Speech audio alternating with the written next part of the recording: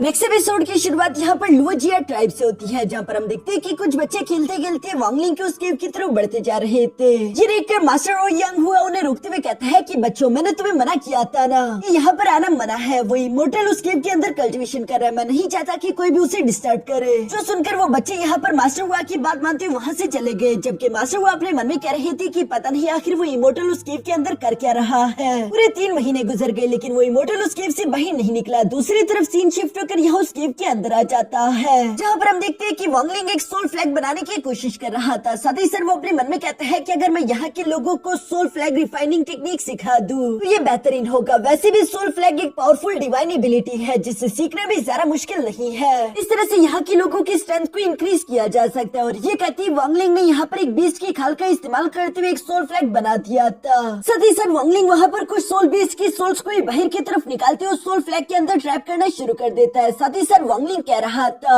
कि बेशक यहाँ के लोगों के पास स्पिरिचुअल एनर्जी नहीं है, इसलिए इन लोगों को डिमोनिक एनर्जी का इस्तेमाल करते हुए सोल फ्लैग रिफाइनिंग टेक्निक को बनाना होगा, जो कि ओरिजिनल सोल रिफाइनिंग फ्लैग जैसा तो नहीं होगा लेकिन फिर भी असरदार होगा। और इस सोल रिफाइनिंग फ्लैग का इस्तेमाल करते हुए यहाँ के विलेजर्स खुद को प्रोटेक्ट भी कर पाएंगे। यहाँ पर वांगलिंग ने जब इस न्यू सोल रिफाइनिंग टेक्निक को पूरी तरीके से क्रिएट कर लिया था, वो फौरन से इस न्यू टेक्निक को जेट स्लिप में इम्प्रिंट करना शुरू कर देता है। इस न्यू टेक्निक का इस्तेमाल करते हुए यहाँ के विलेजर्स उस सोल रिफाइनिंग फ्लैग के अंदर बेस्ट की सोल्स को ट्रैप कर पाएंगे, जो कि इनकी कल्टीवेशन को इम्प्रूव करने में उनकी मदद कर सकती है। साथ ही साथ वांगलिंग ने इस टेक्निक के अंदर अपना थोड़ा सा ऑरा भी छोड़ दिया था, जिसका मतलब ये था कि वो कल्टीवेटर चाहे जितना मर्जी उन सोल्स को रिफाइन कर ले, लेकिन वांगलिंग की जब भी मर्जी होगी वो सिर्फ एक ही इशारे से उन सारे के सारे सोल बेस्ट को कंट्रोल कर पाएगा। इसलिए अब वांगलिंग उस केव से बाहर की तरफ धीरे धीरे आते हुए कहता है कि अब मुझे ज्यादा से ज्यादा विलेजर्स चाहिए होंगे ताकि वो ज्यादा से ज्यादा सोल रिफाइनिंग फ्लैग्स क्रिएट कर सके, और जितने ज्यादा सोल रिफाइनिंग फ्लैग्स होंगे मैं उतने ज्यादा सोल बेस्ट को कंट्रोल कर सकूंगा। साथ ही साथ वांगलिंग अपने 1 बिलियन सोल फ्लैग को भी बाहर की तरफ निकालते हुए कहता है कि मुझे अपने 1 बिलियन सोल फ्लैग को भी जल्दी से जल्दी रिपेयर करना होगा, क्योंकि अगर एक बार मेरी ये 1 billion soul flag completely repair हो गई, उसके बाद एक एंशिएंट डीमन स्पिरिट को हासिल करने के लिए मेरे सक्सेस रेट भी इंक्रीज हो जाएंगे और मैं कामयाबी की ओर ज्यादा करीब हो जाऊंगा। यहाँ ये सब सोचने के बाद नेक्स्ट सीन में हम देखते हैं कि वांगलिंग ने मास्टर हुआ को अपने सामने बुलवा लिया था, जिससे वो ये टेक्निक देना चाहता था। ये सुनकर मास्टर हुआ हैरान होते हुए कहता है कि इसका मतलब क्या आप ये कहना चाहते हैं कि आप ये टेक्निक मुझे पास आउट करोगे? जो सुनकर वांगलिंग जवाब देते हुए कहता है कि नहीं, ये टेक्निक मैं सिर्फ तुम्हें प्रैक्टिस करने के लिए नहीं दे रहा, बल्कि मैं चाहता हूँ कि जितने भी विलेजर्स हैं वो सारे के सारे इस टेक्निक को प्रैक्टिस करें। जो सुनकर मास्टर हुआ उस जेट स्लिप को ले लेता है। वो यहाँ पर वांगलिंग से कहता है कि मैंने इन जेट स्लिप्स के बारे में सुना तो है, लेकिन मैं कभी भी इसे ओपन नहीं कर सकता। ये सुनकर वांगलिंग उसे जवाब देते हुए कहता है कि बस सिर्फ अपनी आंखें बंद करके मन को शांत करते उस पर कंसंट्रेट करने की कोशिश करो। जो सुनकर मास्टर हुआ बिल्कुल ऐसा ही करता है, लेकिन थोड़ी देर कोशिश करने के बावजूद भी वो इस जेट स्लिप के अंदर मौजूद इंस्क्रिप्शन को नहीं पढ़ पा रहा था।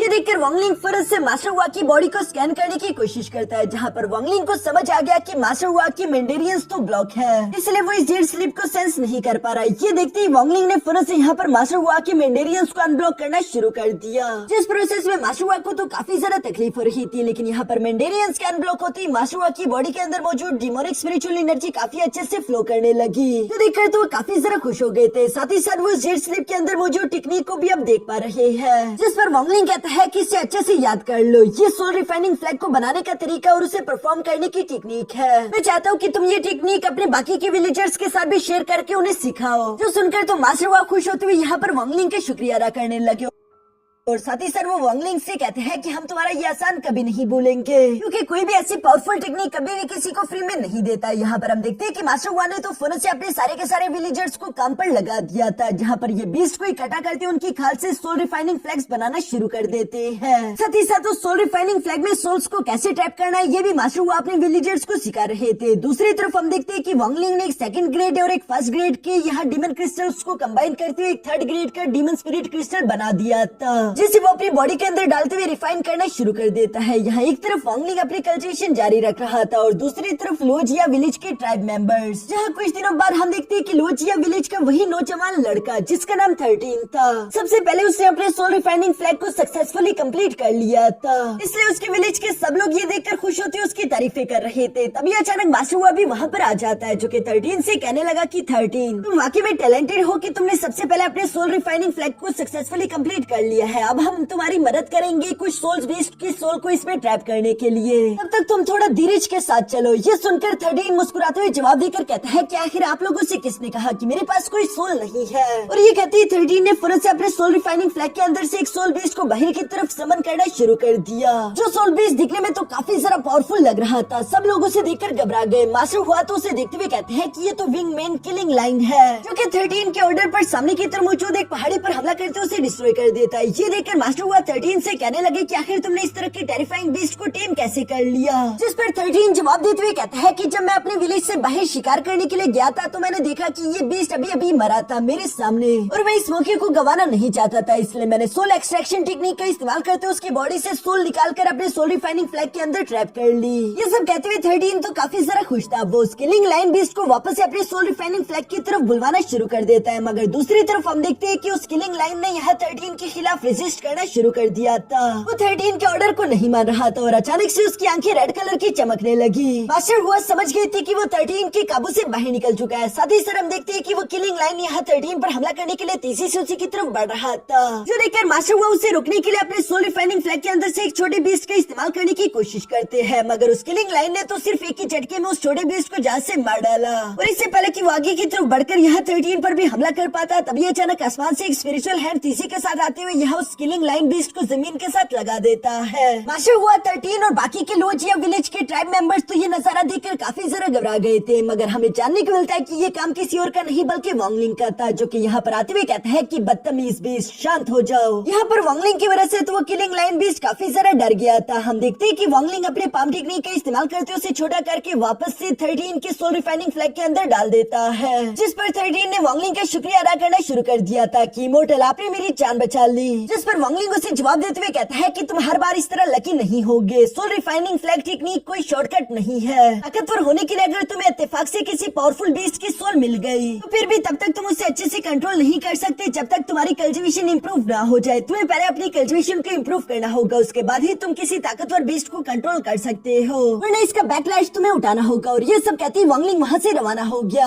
रास्ते में चलते हुए वांगलिंग उसी 13 के बारे में सोचते हुए अपने मन में कह रहा था कि ये बच्चा वाकई में टैलेंटेड है। इसके जुनून इससे आसमान की ऊंचाइयों तक लेकर जाएगा, बस इसे थोड़ी बहुत गाइडेंस की जरूरत है। अगर इसे अच्छी गाइडेंस मिल जाए और ये मैच्योर होकर काम करे तो आने वाले फ्यूचर में ये अपना बहुत बड़ा नाम करेगा। ये सब सोचते हुए वांगलिंग वहाँ से चला गया। इसके बाद हम लोगों को नेक्स्ट डे का सीन दिखाया जाता है, जहाँ मास्टर हुआ और 13 दोनों वांगलिंग से मिलने के लिए आए हुए थे। जहाँ पर मास्टर हुआ वांगलिंग से कह रहा था कि इमोर्टल हमारे विलेज में टोटल 300 मेंबर्स है, लेकिन सिर्फ 13 और मैं ही सोल रिफाइनिंग फ्लैग को कम्प्लीटली सीख पाए, बाकी अभी भी प्रैक्टिस कर रही है। वांगलिंग उसकी बातें सुन रहा था कि आखिर ये कहना क्या चाहता है। तभी अचानक मास्टर हुआ पूरी बात बताते हुए कहता है कि जैसा कि आप जानते हैं कि पिछली बार हम लोग मौत को काफी जरा करीब से देख कर आया। जब वो आउटसाइडर यहाँ पर आ चुके तो ये जगह और जरा खतरनाक हो गई। अब वो फॉर्मेशन भी हमारे विलेज को बचा नहीं पा रही। 13 सामने की तरफ आते हुए कहता है कि हम लोग सोच रहे हैं कि अगर हम खुद को डिफेंड नहीं कर सकते तो क्यों ना अटैक्स करना शुरू कर दे। जिस पर मास्टर हुआ इस बात को एक्सप्लेन करते हुए कहता है कि हम चाहते हैं कि हम अपने विलेज को स्ट्रॉन्ग करने के लिए दूसरे कमजोर विलेज पर हमला करते उनके मेंबर्स को भी अपने साथ मिला ले। इस तरह से हमारे विलेज के मेंबर्स इंक्रीज होते जाएंगे और हम लोग पहले से ज्यादा ताकतवर हो जाएंगे। मास्टर हुआ सोच रहा था कि यहाँ से कुछ किलोमीटर दूर एक केव ट्राइब है जिस पर वो लोग हमला करना चाहते थे। वांगलिंग ने भी इन्हें इजाजत दे दी। वांगलिंग इन दोनों से कहता है कि मैंने तुम दोनों को सोल रिफाइनिंग फ्लैग टेक्निक सिखा दी है, तुम इसका जैसा चाहो वैसे इस्तेमाल कर सकते हो। यहाँ वांगलिंग से इजाजत मिलने के बाद हम देखते हैं कि मास्टर हुआ और 13 अपने कुछ साथियों के साथ मिलकर उस केव ट्राइब पर हमला करने के लिए पहुँच जाते हैं। जहाँ पर आते इन लोगों ने अपनी सोल रिफाइनिंग फ्लैग की पावर्स को एक्टिवेट करना शुरू कर दिया था। ये देखकर वो केव ट्राइब के मेंबर्स तो डर के मारे यहाँ वहाँ भागने लगे और ये लोग उनसे कह रहे थे कि डरने की कोई जरूरत नहीं, बस हमारे सामने सरेंडर कर लो और तुम लोगों को बख्श दिया जाएगा। वहाँ पर सिर्फ कुछ ही पावरफुल कल्टिवेटर थे जो कि डिमोनिक स्पिरिचुअल एनर्जी का इस्तेमाल करके यहाँ पर अपनी पावर्स को एक्टिवेट करने ही वाले थे। लेकिन 13 काफी आसानी के साथ अपनी किलिंग लाइन सोल का इस्तेमाल करते उन्हें जान से मार डालता है, जिसकी वजह से केव ट्राइब अब इनका हो गया। जिनके मेंबर्स को ये लोग बंदी बनाकर लोजिया ट्राइब ले आते हैं। वांगलिंग ने पहले ही एक सेपरेशन सूप इन लोगों के लिए तैयार करके दिया हुआ था, जिसको पीती वो नॉर्मल मोर्टल्स अपनी सारी की सारी पास्ट मेमोरीज भूल जाते हैं और उनकी एक नई जिंदगी शुरू हो जाती है। हालांकि ये सूप कल्टिवेटर्स पर काम नहीं करता। वांगलिंग यहाँ पर ये सब देखते हुए काफी जरा खुश दिखाई दे रहा था, क्योंकि वो खुद भी तो चाहता है कि ये विलेज ज्यादा से ज्यादा ताकतवर हो। यहाँ पर जितने ज्यादा मेंबर्स होंगे उतने ही ज्यादा सोल रिफाइनिंग फ्लैग टेक्निक को परफॉर्म करने वाले प्रैक्टिशनर्स भी होंगे, जो कि फ्यूचर में वांगलिंग को और ज्यादा ताकतवर बना सकते हैं। यहाँ पर इसके बाद हम देखते हैं कि मास्टर हुआ और 13 13 एक बार फिर से वांगलिंग से मिलने के लिए आ जाते हैं, जहाँ पर वो दोनों वांगलिंग का शुक्रिया अदा कर रहे थे। साथ ही साथ 13 को केव टाइप के अंदर एक डिमोनिक स्पिरिट क्रिस्टल भी मिला था, जो कि वो वांगलिंग को लाकर दे चुका था। वांगलिंग उस स्पिरिट क्रिस्टल को हासिल करते हुए 13 का शुक्रिया अदा करता है। साथ ही साथ वो 13 से कहता है, चूंकि तुमने ये अच्छा काम मेरे लिए किया, इसलिए मैं तुम्हें इसके बदले इनाम देना चाहता हूँ। और ये कहती वांगलिंग ने उसे सोल रिफाइनिंग फ्लैग का नेक्स्ट स्टेप भी दे दिया था, जिसके बारे में वो 13 से कहता है कि इसे बस सिर्फ अपने तक रखना, किसी और को शेयर करने की जरूरत नहीं। जिसे एक्सेप्ट करते हुए 13 की खुशी का तो ठिकाना नहीं रहा। वो फौरन से वांगलिंग के सामने झुकते हुए कहता है कि आपकी इस एहसान का बदला मैं अपनी जिंदगी देकर चुका हूँ। इवन की मास्टर को ये देखकर अपने मन में काफी अच्छा लग रहा था। वो 13 के फ्यूचर को लेकर काफी ज्यादा पुरुमीद थे। साथ ही साथ वो खुश होते हुए अपने मन में सोच रहे थे कि मैं इतना सारा बूढ़ा हो चुका हूँ, मैंने तो बिल्कुल नहीं सोचा था कि मेरा क्लैन इस तरह से ऊंचाइयों को कभी छुएगा। आज के दिन मैं बहुत ज्यादा खुश हूँ। अब यहाँ पर हम देखते हैं कि इसी तरह से कई दिन गुजरते रहे। 13 अपने विलेज के अंदर एक ग्रुप बना लेता है, जिन सबके पास सोल रिफाइनिंग टेक्निक्स थी, और 13 उनमें से सबसे ज्यादा पावरफुल था, जिन्हें वो लीड करता था। यहाँ पर 13 हर बार अपने ग्रुप के साथ विलेज से बाहर जाकर शिकार करके अपने विलेजर्स के लिए खाना लाता। लोग भी इस चीज से काफी ज्यादा खुश थे। इवन की वांगलिंग भी यहाँ पर 13 और उसके ग्रुप मेंबर्स को देखते हुए अपने मन में कह रहा था कि मैंने बिल्कुल सही फैसला लिया। अब इसी तरह करते करते पूरे 3 महीने गुजर जाते हैं। यहाँ पर हम देखते हैं कि एक शाम मास्टर हुआ यहाँ पर बेसब्री से इंतजार कर रहे थे, और वो परेशान होते हुए कहते हैं कि पूरे 24 घंटे गुजर गए, लेकिन 13 और उसके ग्रुप मेंबर्स की कोई भी खबर वापस नहीं आई। पता नहीं वो आखिर कहाँ रह गए हैं। इसी परेशानी के साथ मास्टर हुआ जूझ रहे थे कि तभी अचानक हम देखते हैं कि विंगमैन किलिंग लाइन यहाँ पर तेजी के साथ उड़ता हुआ 13 की बॉडी को उठाकर अपनी विलेज ले आता है, जिसकी हालत काफी जरा खराब दिखाई दे रही थी। मास्टर हुआ तो 13 को देखते हुए कहता है कि आखिर तुम्हारे साथ ये सब कुछ कैसे हो गया। और वांगलिंग ने भी यहाँ पर 13 को इस हालत में महसूस कर लिया था, इसलिए वो भी तेजी के साथ मूव करते हुए फिर से यहाँ 13 के पास आ जाता है, और वो 13 के मेंडेरियंस को चेक करते हुए समझ जाता है कि किसी ने 13 की कल्टीवेशन को डिस्ट्रॉय करने की कोशिश की है। वांगलिंग 13 के मेंडेरियंस को थोड़ा बहुत ठीक करके उसे होश में ले आता है। साथ ही साथ वो उससे सवाल करते हुए पूछता है कि तुम्हारे साथ ये सब कुछ किसने किया, जिस पर 13 धीमी आवाज में जवाब देते हुए कहते हैं कि हम पर एक बड़े ट्राइब ने हमला कर दिया था, जिनका नाम है टियानशुई। मेरे साथ जितने भी मेरे ग्रुप के मेंबर्स गए थे, वो सब लोग टियानशुई ट्राइब के हाथों जान से मारे गए। उन टियानशुई ट्राइब के मेंबर्स को एक व्हाइट कपड़ों वाला एल्डर लीड कर रहा था, जिन्होंने मेरा सोल रिफाइनिंग फ्लैग भी मुझसे ले लिया। साथ ही साथ उन्होंने किसी तरह की डिमोनिक टेक्निक का इस्तेमाल करते हुए मेरी कल्टीवेशन को भी डिस्ट्रॉय कर दिया, और उन्होंने मुझसे कहा था कि अगर मुझे मेरा सोल रिफाइनिंग फ्लैग चाहिए, तो मुझे उन्हें इस टेक्निक का स्क्रोल उनकी टियानशुई ट्राइब में जाकर देना होगा। ये सब सुनकर वांगलिंग को तो काफी सारा गुस्सा आ गया था। वो कहता है कि 13 को आराम करने के लिए यहाँ से ले जाओ, और वो खुद गुस्से के साथ टियानशुई विलेज की तरफ जाने लगा था, जो देखकर मास्टर हुआ उससे कहता है कि मॉडल प्लीज जरा संभल कर, क्योंकि एंशिएंट डीमन सिटी के बाहर टियानशुई विलेज ही सबसे बड़ा ट्राइब है, क्योंकि एक ऐसे पावरफुल एंशिएंट फॉर्मेशन के अंदर रहते हैं जिस फॉर्मेशन को पिछले हजारों साल से कोई हिला तक नहीं पाया। जो सुनकर वांगलिंग गुस्से के साथ जवाब देते हुए कहता है कि उन्होंने 13 के हाथों मुझे खुला चैलेंज भेजा है, और इतिहास गवाह है कि जिसने भी मुझे चैलेंज करने की कोशिश की वो जिंदा नहीं रहा। इसके बाद नेक्स्ट सीन में हम यहाँ टियानशुई विलेज को देखते हैं, जहाँ चारों तरफ खामोशी थी, और ये लोग एक फॉर्मेशन के अंदर आराम से अपनी जिंदगी गुजार रहे थे। साथ ही साथ हम टियानशुई ट्राइब के लीडर को भी देखते हैं, जिसका नाम था मास्टर जीहाओ। ये लीडर एक एंशिएंट सोल लेवल का कल्टीवेटर था, जो कि अपने सामने मौजूद ज़ेंगवी से कह रहा था कि आखिर तुमने ये क्या कर दिया। चलो माना कि तुमने उन बच्चों से उनके ट्रेजर को छीन लिया, लेकिन साथ ही साथ तुमने उसकी कल्टीवेशन को क्यों डिस्ट्रॉय कर दिया, ये तुमने अच्छा नहीं किया। ज़ेंगवी जो कि सोल ट्रांसफॉर्मेशन लेवल का कल्टीवेटर था, और साथ ही साथ 10,000 आर्मर डिमोनिक पावर को इस्तेमाल करता था, वो काफी जरा एरोगेंट था, उसे खुद पर कुछ ज्यादा ही गरूर था। वो यहाँ पर अपने लीडर से कहने लगा कि मैं एक विंग जनरल रह चुका हूँ, कुछ मामूली सैवेजेस को मारना मेरे लिए कोई बड़ी बात नहीं, मैं तो उस बच्चे को भी जान से मार सकता था, लेकिन उसकी ये टेक्निक मुझे काफी जरा इंटरेस्टिंग लगी। मगर अफसोस की बात ये थी कि उसका ट्रेजर अभी इनकम्प्लीट लग रहा था, इसलिए मैं चाहता हूँ कि जो भी इस ट्रेजर के पीछे बड़ा लीडर है वो यहाँ पर आ जाए, मैं उससे ये टेक्निक छीनना चाहता हूँ, और अगर वो यहाँ नहीं आया तो कल के दिन मैं खुद लुओजिया ट्राइब जाऊंगा, ताकि मैं इस कंप्लीट टेक्निक को ला सकूँ। ये सुनकर मास्टर जीहाओ ज़ेंगवी को समझाते हुए कहता है कि हमेशा समंदर में तुमसे भी बड़ी मछलियाँ मौजूद होती है, तुम्हें इस तरह से हरकत नहीं करनी चाहिए थी, ये बहुत ही ज्यादा रिस्की है। जिस पर ज़ेंगवी अपने लीडर को समझाते हुए कहता है कि जीहाओ तुम वैसे ही परेशान हो रहे हो, सोचो अगर वो आदमी इतना ही ज्यादा पावरफुल है तो वो बाहर क्यों रह रहा है, वो चाहता तो वो एंशिएंट डीमन सिटी के अंदर क्यों ना रह लेता।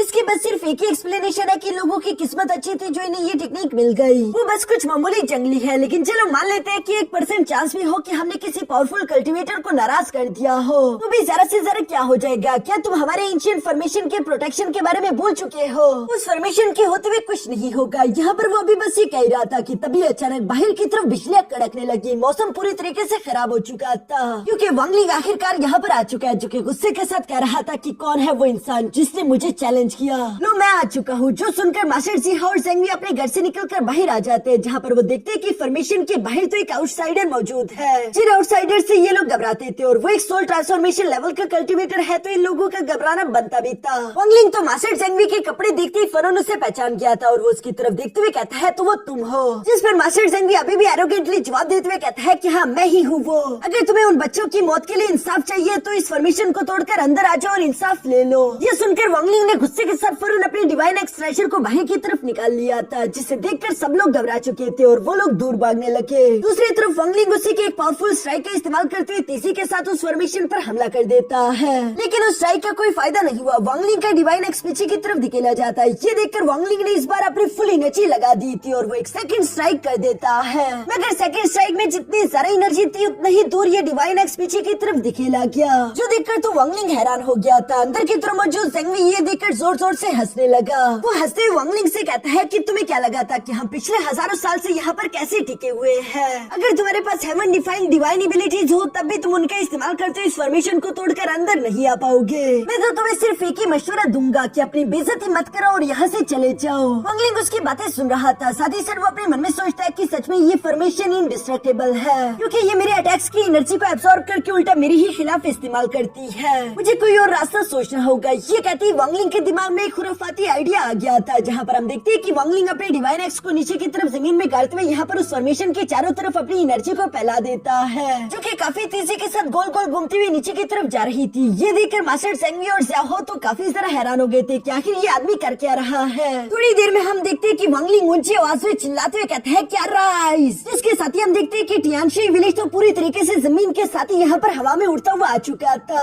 वांगलिंग उस फॉर्मेशन को नहीं तोड़ रहा, बल्कि वो पूरे के पूरे टियानशी विलेज को अपने साथ उखाड़ कर लेकर जा रहा है, जो कि किसी ने सोचा तक नहीं होगा। यहाँ पर मास्टर जी हाउ जेंग वी से कहने लगा कि देखो तुमने क्या कर दिया, तुमने किस इंसान को गुस्सा दिला दिया है, जिस पर जेंग वी भी कह रहा था कि ये तो पूरी तरीके से पागल है। दूसरी तरफ वांगलिंग यहाँ पर उनसे कह रहा था कि इस फॉर्मेशन को तोड़ने में थोड़ा वक्त लगेगा, तो क्यों ना मैं तुम लोगों को भी इस फॉर्मेशन के साथ रिफाइन कर दूं। और ये कहते ही नेक्स्ट सीन में हमें यहाँ पर लुओजिया ट्राइब का सीन दिखाया जाता है, जहाँ पर हम देखते हैं कि वांगलिंग टियानशी विलेज को लेकर हवा में उड़ाता हुआ ले आया था। मास्टर हुआ तो ये देखकर पूरी तरीके से शौक रह जाते हैं। दूसरी तरफ हम देखते हैं कि वांगलिंग ने अपने सोल रिफाइनिंग फ्लैग के अंदर से कुछ मेन सोल्स को बाहर की तरफ निकाल लिया था, जो कि मिलकर उस फॉर्मेशन को रिफाइन करना शुरू कर देते हैं, जिसकी वजह से उस फॉर्मेशन के अंदर मौजूद जितने भी लोग थे उन्हें काफी ज्यादा तकलीफ हो रही थी। यहाँ पर वांगलिंग मास्टर जेंग वी से कहता है कि तुम्हारे पास सिर्फ 7 दिन है, 7 दिन बाद वैसे ये फॉर्मेशन खत्म हो जाएगी, उसके बाद तुम्हारे टियानशी विलेज को इसका नुकसान झेलना होगा। मैं तुम्हें आखिरी मौका दे रहा हूँ, अभी भी तुम्हारे पास वक्त है, इस फॉर्मेशन से बाहर निकल आओ। यहाँ पर लुओजिया ट्राइब के मेंबर्स भी वांगलिंग को इस तरह से गुस्से में देखकर काफी ज्यादा डरे हुए दिखाई दे रहे थे। इवन की 13 को भी यहाँ पर वांगलिंग की ये ताकत देखकर अपनी आंखों पर यकीन नहीं आ रहा था। वो सोच भी नहीं सकता था कि कोई उसके लिए पूरे के पूरे ट्राइब को भी खत्म करने के लिए तैयार हो सकता है। दूसरी तरफ फॉर्मेशन के अंदर हम देखते हैं कि मास्टर जी हाउ यहाँ पर जेंग वी से कह रहा था कि देखो तुमने क्या कर दिया है, अब तुम्हारी करनी यहाँ पर पूरे के पूरे विलेज को भुगतनी होगी। जो सुनकर मास्टर जेंग वी फौरन फॉर्मेशन से बाहर आ गया और वो वांगलिंग पर हमला करने के लिए उसकी तरफ बढ़ते हुए कह रहा था कि वो चैलेंज मैंने इशू किया था, इसलिए तुम्हें मासूम लोगों की जान लेने की कोई जरूरत नहीं। यहाँ पर वो भी ये कह ही रहा था कि तभी अचानक हम देखते हैं कि वांगलिंग उसे जवाब देते हुए कहता है कि तुम मुझसे फाइट करने के काबिल नहीं हो। और वांगलिंग की ये कहते ही सिर्फ एक ही इशारे से हम देखते हैं कि वांगलिंग ने यहाँ पर जेंग वी को जान से मार डाला था, जिसे मारने के बाद वांगलिंग उसके सोल को अपने सोल रिफाइनिंग फ्लैग के अंदर स्ट्रैप कर लेता है। ये देखकर तो मास्टर जी हाउ वांगलिंग से काफी ज्यादा घबरा गए थे। वांगलिंग उससे गुस्से के साथ देखते हुए कहता है कि अब फॉर्मेशन को ओपन कर दो, ये मेरा ऑर्डर है। जो सुनकर मास्टर जी हाउ फौरन बिल्कुल ऐसे ही करते उस फॉर्मेशन को डीएक्टिवेट कर चुका, जिसके बाद वांगलिंग उन लोगों को जान से नहीं मारता, बल्कि वो यहाँ पर मास्टर हुआ से कहता है कि हमारे विलेज के न्यू मेंबर्स को वेलकम करो, क्योंकि वांगलिंग ने टियानशी ट्राइब को भी लुओजिया ट्राइब के साथ मर्ज कर दिया था। जो सुनकर मास्टर हुआ बिल्कुल ऐसे ही करते हैं। सदी सर मास्टर हुआ वांगलिंग का शुक्रिया अदा करते हुए कह रहा था कि तुम्हारी मेहरबानी की वजह से आज के दिन हमारा ट्राइब इतना ज्यादा बड़ा और ताकतवर हो चुका है। ये बिल्कुल ऐसे ही है जैसे कि हमारी ट्राइब को एक नई जिंदगी मिल चुकी हो, और नई जिंदगी पर मैं चाहता हूँ कि तुम हमारी ट्राइब को एक नया नाम भी दे दो।